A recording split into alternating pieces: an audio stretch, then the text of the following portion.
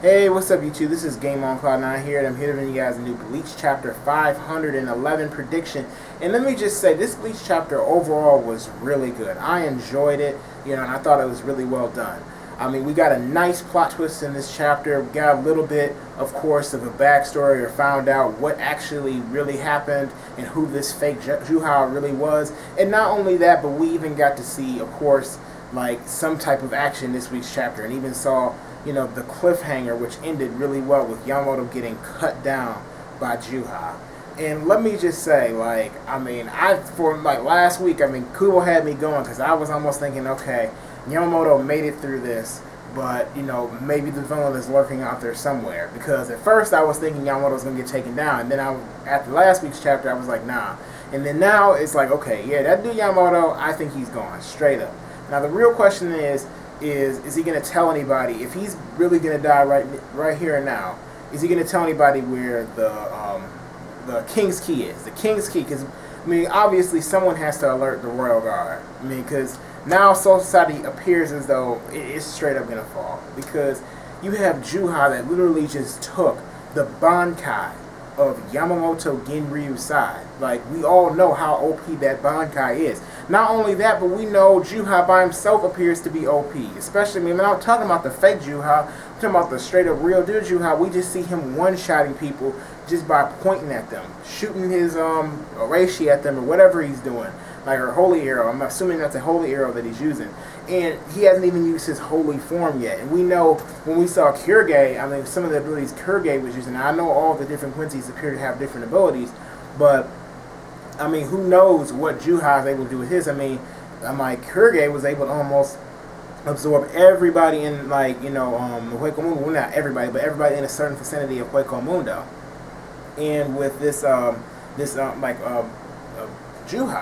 I don't know, he's making thrown out of a freaking Reishi, and not only that, but Kenpachi was easily taken out by him. Because that couldn't have been the other guy. This is straight up Kenpachi. Kenpachi must have got taken down by the real Juha.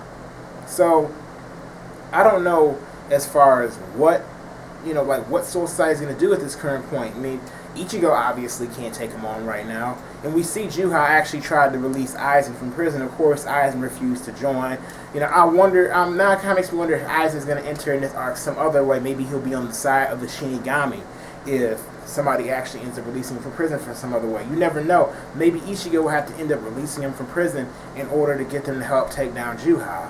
Because Juha right now is, think about how broken he is. Like, straight up HAX, Bankai, holy form, and he's barely been trying. And you think about, Ichigo in his current state is not stronger than Yamamoto's Bankai. And maybe final Ichigo is, but not like this Ichigo. No possibility. So Ichigo's got a lot of training to do. He's got to do some Gen 10. He's got to go talk to his Hollow and prove his abilities overall. Because right now, he's not cutting it. He can't beat Juha. Juha is too much.